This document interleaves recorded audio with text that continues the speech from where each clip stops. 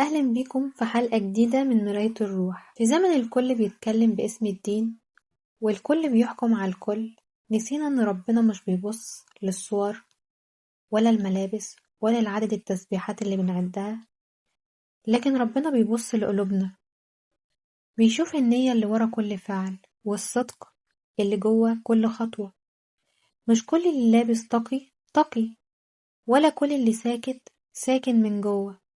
في ناس قلوبها عامرة بذكر الله من غير ما تتكلم، وناس بتتكلم باسم الدين وقلوبها بعيدة عن ربنا وبعيدة عنه جدا كمان. القرب من الله مش معناه إنك تحفظ أدعية أو تظهر مثالي قدام الناس. القرب هو لما تغلط وتروح له، مش تهرب منه. هو لما تبكي في صمت وتقول سامحني يا رب، مش لما ترفع صوتك والدين غيرك.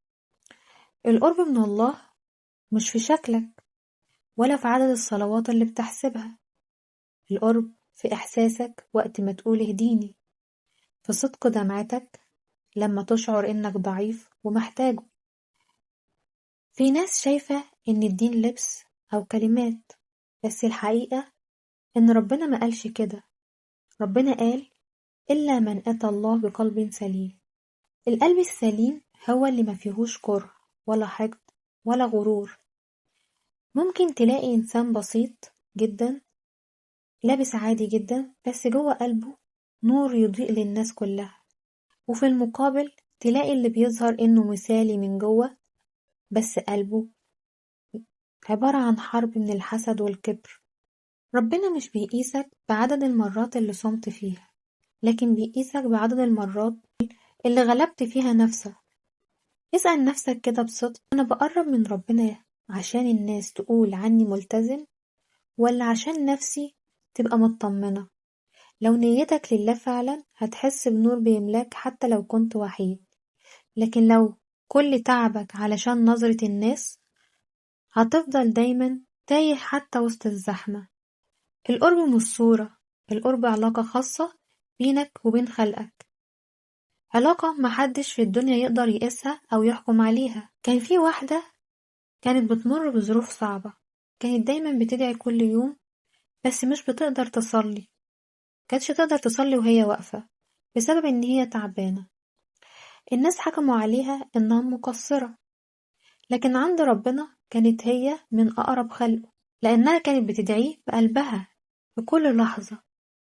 وفي المقابل في واحدة وفي المقابل في واحد كان بيحافظ على شكله الديني، لكن بيكسر قلوب الناس بكلماته. هو نسى إن اللي بيكسر قلب عبد بيغضب رب العالمين. طب إزاي نتقرب من ربنا؟ بصدق، بالنية. خلي كل عملك لله حتى لو بسيط. بالاستغفار، اللي بيستغفر كتير ربنا بينضف قلبه. بالرحمة، عامل الناس زي ما تحب ربنا يعاملك. بترك الحكم على غيرك، سيب الخلق للخالق. مع نفسك كده تحكم على الناس، ده عمل وده بيعمل، ملناش دعوة، كل واحد يخليه في حاله. صلح من نفسك بس. بالعفو، سامح مش عشان هم يستحقوا، لكن عشان قلبك يستحق الراحة.